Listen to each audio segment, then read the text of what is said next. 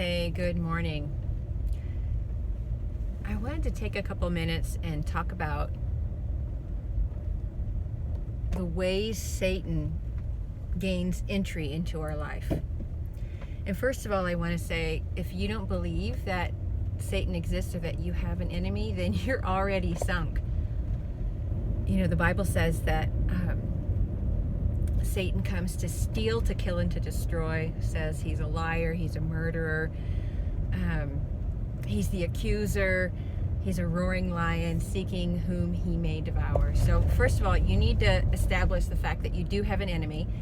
Now, Satan and God are not equal. We're not saying, oh, there's good and evil and who's going to win. God is absolutely victorious, and because of that, as his kids, we are absolutely victorious.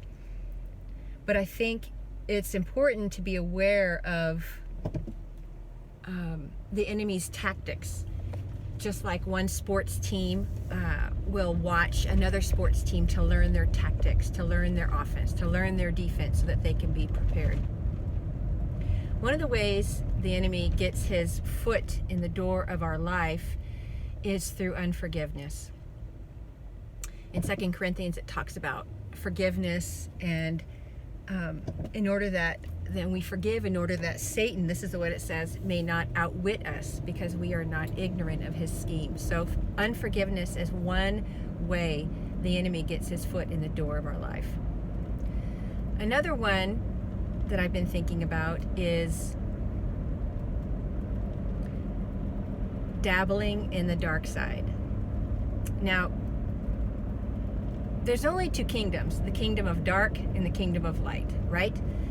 So if it's not in God's kingdom, then it's the dark side. And I think a lot of people dabble in things that they think are just fun, or they're harmless.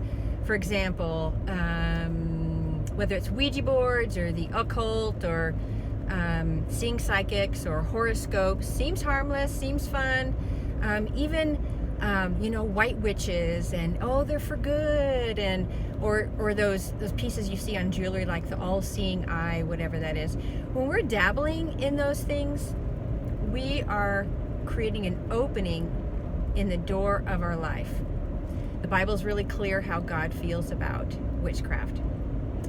Another way that we allow Satan entrance into our life. Speaking of witchcraft, I think I'll put this one in here too.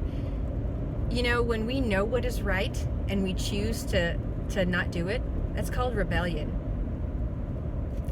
And the Bible says rebellion is as the sin of witchcraft, which we know exactly how God feels about witchcraft. Another way that we allow Satan entrance into our life is unhealed wounds. Time does not heal wounds, does not heal our past, does not heal our trauma. You know, what time will do with a wound or unhealed area, it'll metastasize like cancer. That's what it'll do. And you end up bleeding all over people who never cut you. The enemy is slick, and just like a shark who smells blood from miles away, he smells blood of the wounded. That's when Satan comes in. It's just like a shark. So it's so important that we keep ourselves whole and be pursuing healing. Another way that we can allow the enemy entrance into our life is what we allow into our ears and our eyes and our heart, our affections. I like to think we have ear gates and eye gates, heart gates, that we can protect ourselves from those things that we're watching. Now, I'm not talking about being legalistic and you have to turn off Netflix. God is not legalistic. Religious people, they're legalistic, but God is not legalistic. But I'm saying these are ways that the enemy can get in. And the Bible even says, above all, guard your heart diligently, for from it flow the well springs of life. So I'm sure you can think of many more ways that the enemy gains access into our life.